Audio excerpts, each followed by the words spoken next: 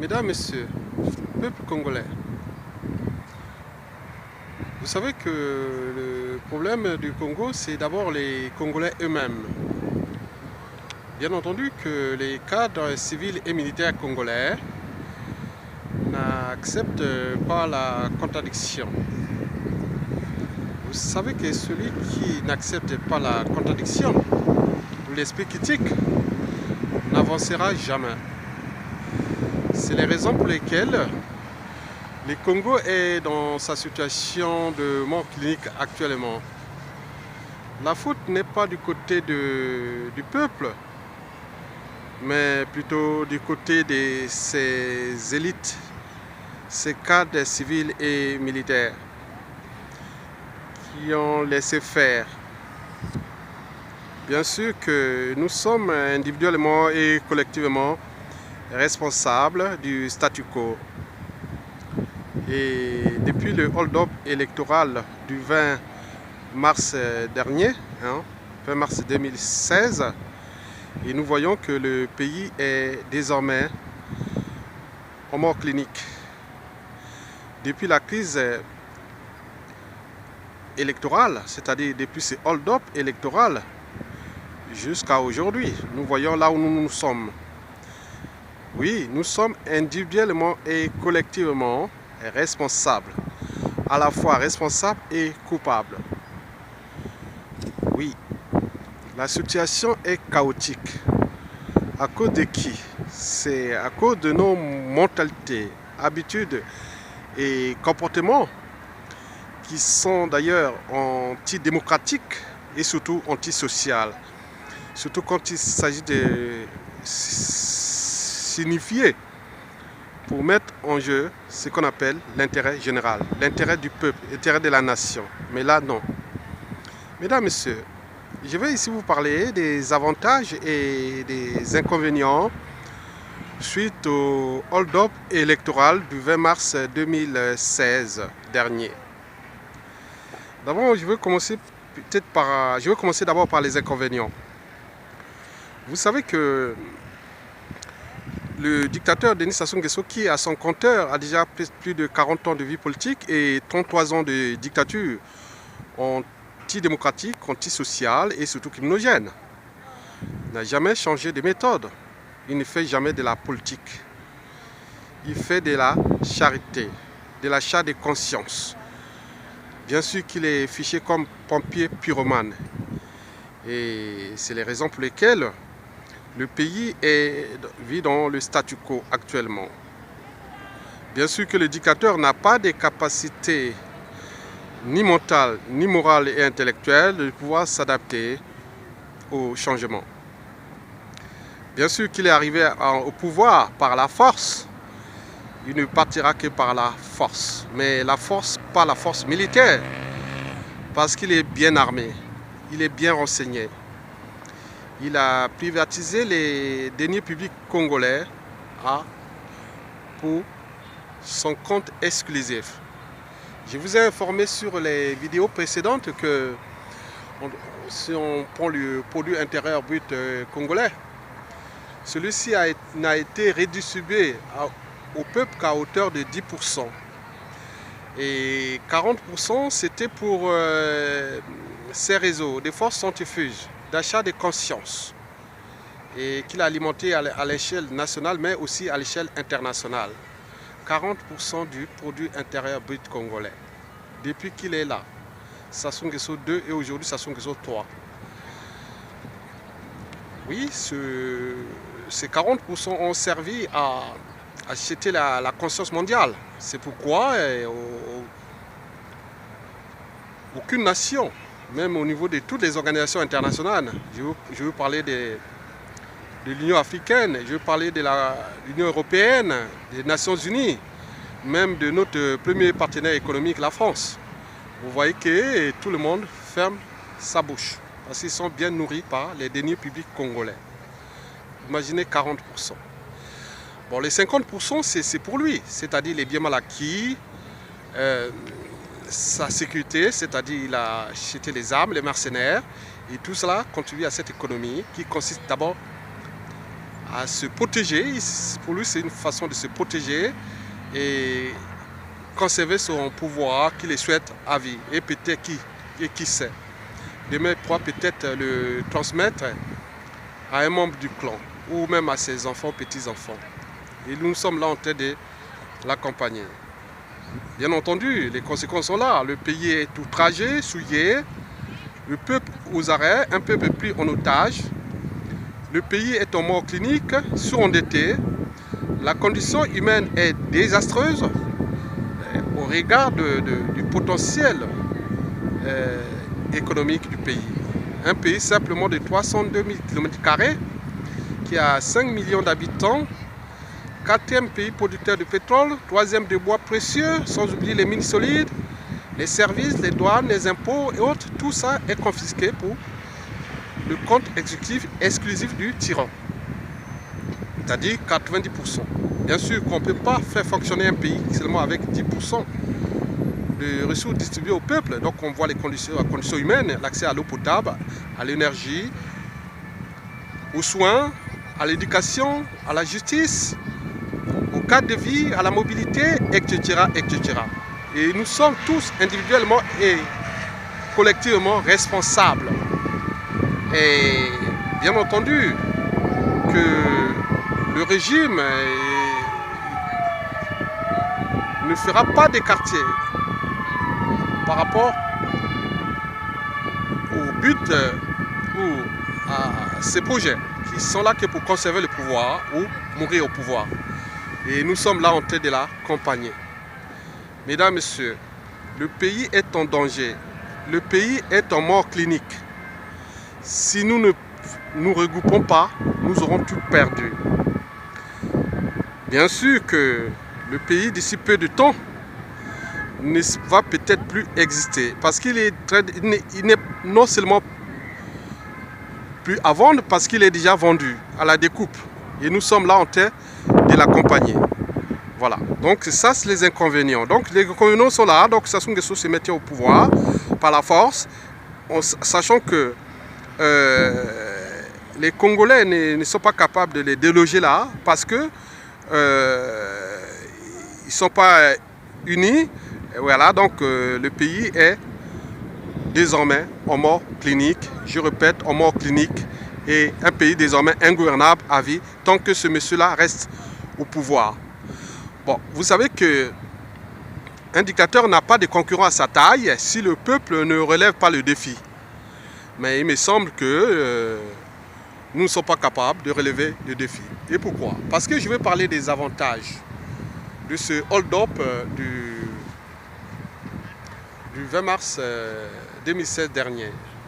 Ça paraît un peu contradictoire, parlons des avantages de ce régime, de ce hold-up. C'est un peu abusé. Bon, mais je peux aussi parler, je peux le parler. Parce que les avantages sont là, parce qu'avec ce hold-up, on a pu, par exemple, comprendre que nous ne sommes pas un peuple. Nous sommes en fait une mosaïque des tribus. Et cette mosaïque est dirigée, où chaque tribu est dirigée par des cadres civils et militaires qui ne sont que là pour représenter leurs intérêts particuliers. Je répète, ils sont que là pour leurs intérêts particuliers et partisans. Au moment où c'est sert, parce qu'au Congo ou en Afrique noire d'ailleurs, avant d'être homme politique ou intellectuel ou autre, on est avant tout le représentant de sa tribu. Donc chaque tribu veut avoir son président.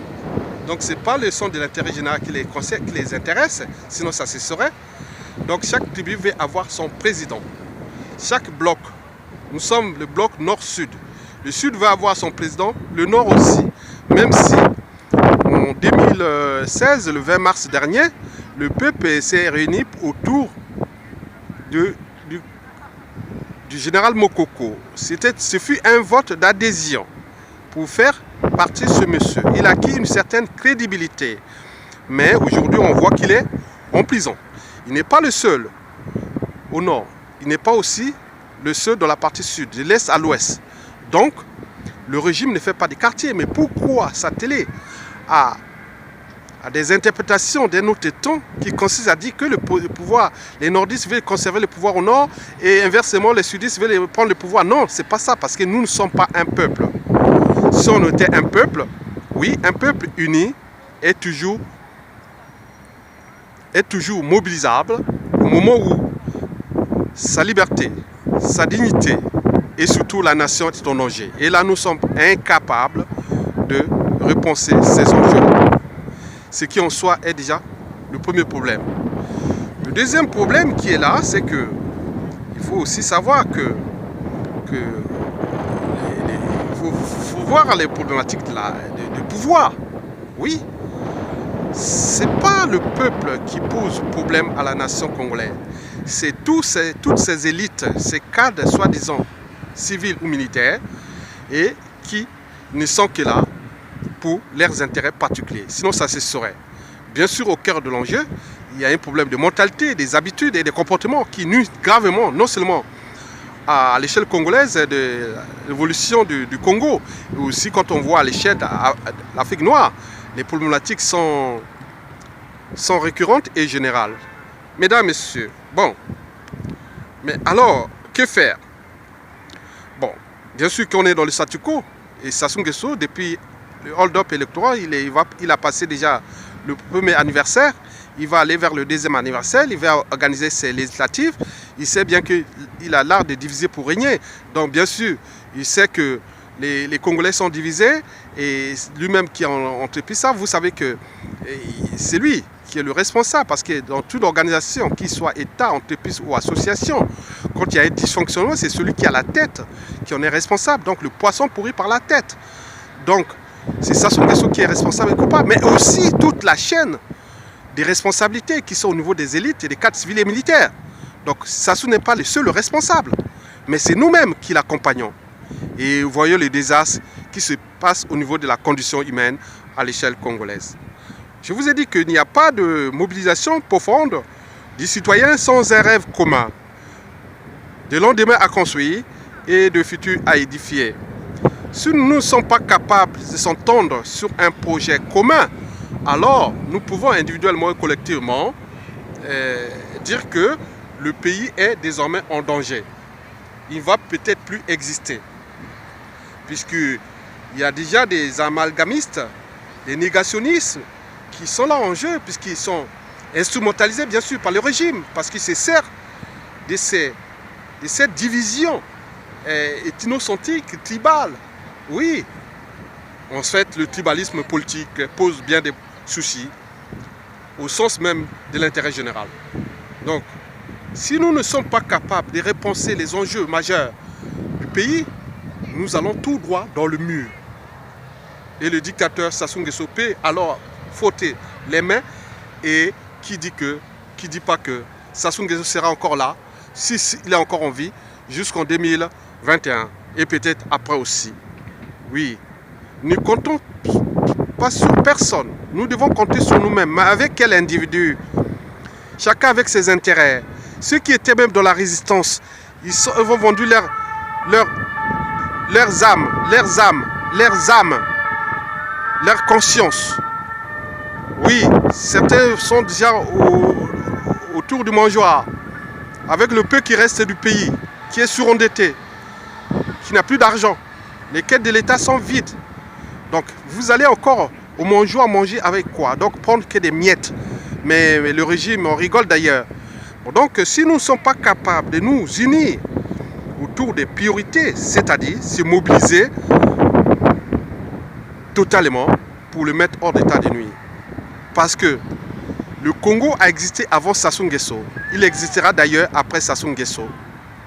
Et le Congo n'est d'ailleurs pas sa propriété privée.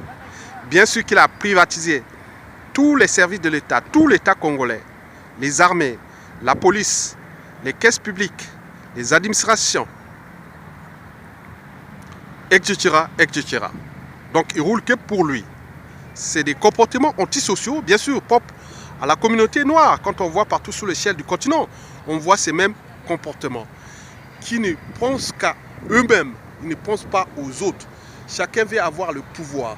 Et si on veut, tout le monde veut avoir le pouvoir. Mais pourquoi ne pas s'unir d'abord, mettons les priorités, que ça se dégage, et après, on construit une période de transition politique de 5 ans que nous pouvons repenser la nation qui n'existe pas.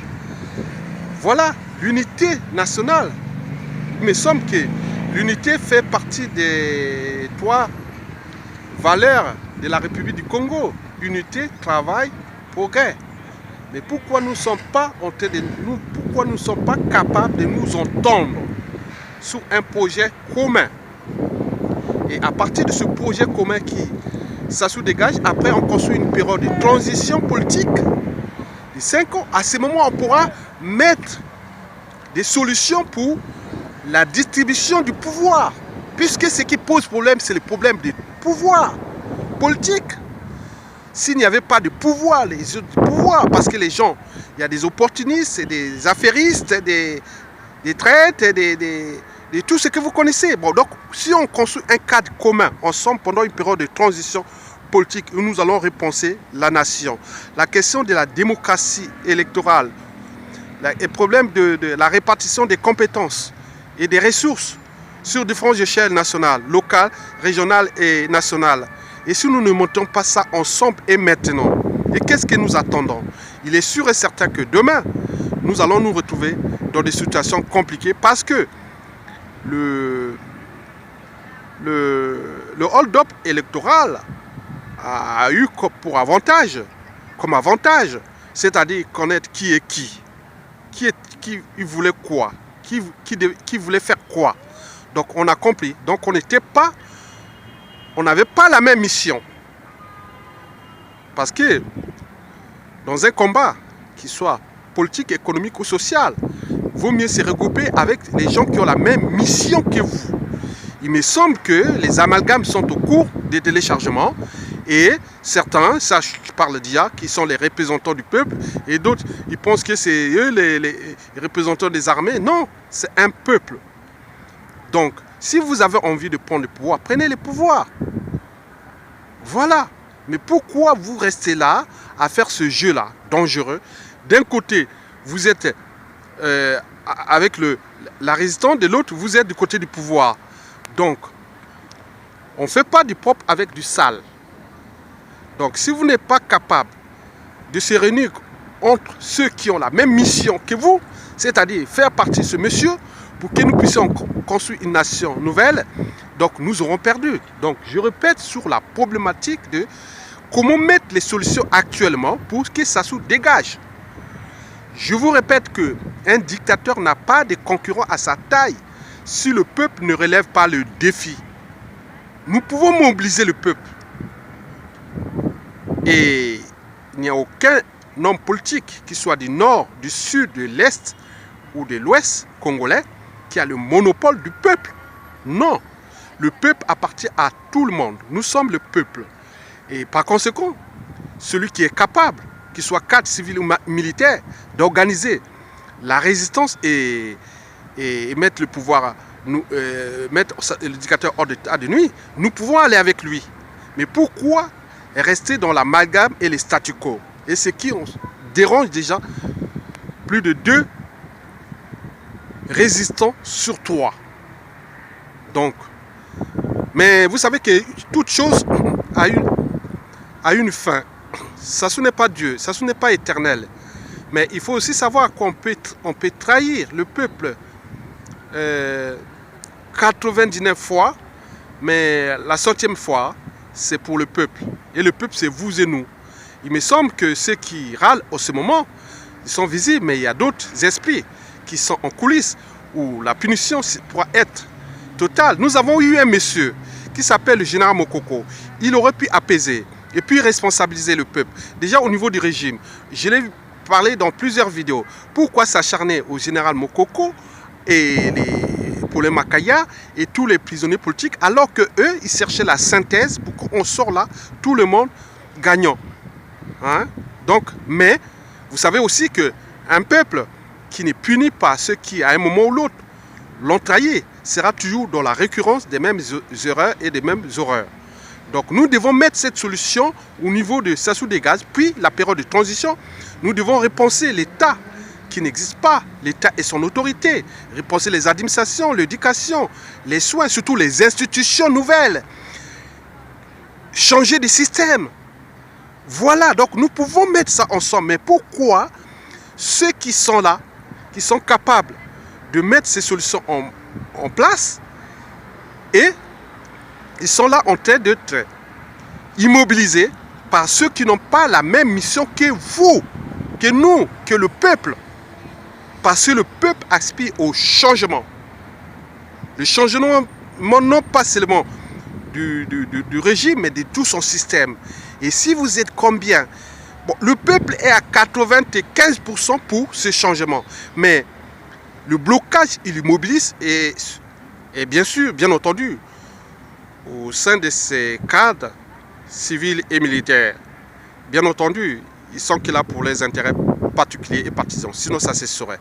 Donc, avancer, la vie, c'est comme à bicyclette. Pour garder l'équilibre, il faut avancer, il faut pédaler. Donc, regroupons-nous autour de ceux qui sont vraiment pour le changement. Les autres, il n'y a pas de problème.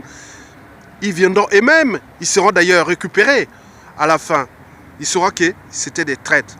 Voilà. Donc, les traites sont déjà bien visibles parce que les avantages de ce hold-up a monté aux yeux du peuple congolais et tous ces gens qui n'avaient même pas la même mission que le peuple. Et demain, nous pouvons refonder ce pays en mettant en place le devoir de mémoire. Oui, voilà, tous les morts du Congo depuis 1959 à nos jours ne seront pas oubliés. Au lieu de construire un gros monument historique qui pourra faire comme cette place de la Concorde à Paris, où il y aura un gros monument historique des devoirs de mémoire qui mettront au cœur de l'enjeu sera la problématique éducation. Les gens viendront apprendre et pour que nous ne répétions pas les mêmes erreurs. Mais tout ça, il y a des préalables. Le premier préalable, c'est d'abord se s'entendre ensemble. Et enfin, mettre les solutions, toute cette minorité civile et militaire qui a envie de faire partie de ce monsieur, regroupons-nous autour de nous. Les autres, ils viendront après, on va les récupérer d'ailleurs. Et d'autres seront d'ailleurs responsabilisés. Mais pourquoi nous ne sommes pas capables de le faire? Et je répète que le but du jeu, c'est restaurer l'État et son autorité. Et restaurer le rang du Congo d'abord à l'échelle des sous-régionales et continentales. Mais aussi voir les problèmes des quotas au niveau des forces armées, de la police, des administrations, repenser les nouvelles institutions. Tout est possible. Tout est possible. Bon, qu'est-ce que nous attendons? Nous attendons que Sassou Nguesso meure et après, on va rentrer dans les amalgames après? Non, ce n'est plus possible. Tout est possible entre nous et si les esprits libres et puis de liberté, ils peuvent y penser à ce que je viens de dire dans cette vidéo parce que le hold-up finalement a eu des inconvénients. Oui, et Sassou Nguesso est là, le pays va peut-être être submergé avant 2018, 2020, 2021 et deuxièmement, les avantages c'est qu'on sait maintenant qui est qui est pour le peuple, qui n'est pas pour le peuple et ceux qui bloquent. Parce qu'ils bloquent, parce que nous avons au sein de notre pays, de nos écosystèmes sociétaux, à l'échelle de l'Afrique noire, les problèmes du tribalisme et des groupements ethno-régionalistes qui bloquent, oui, parce qu'ils utilisent ces cadres civils et militaires, font des amalgames pour rester là, attendre le moment venu pour eux, pour prendre le pouvoir. Mais vous ne pourrez pas construire ce pays, voilà, comme ça, parce qu'une seule main ne peut pas laver la figure. Donc nous avons besoin d'unité et il doit commencer maintenant pour mettre Sassou Nguesso hors d'état de nuit et ensemble et pour les lendemains meilleurs. Et si nous ne le repensons pas, le pays sera plus que jamais souillé. J'ai dit la première hypothèse était que si nous voulons l'unité nationale, nous devons mettre cette solution avec les esprits qui ont la même mission pour faire partie de ce monsieur.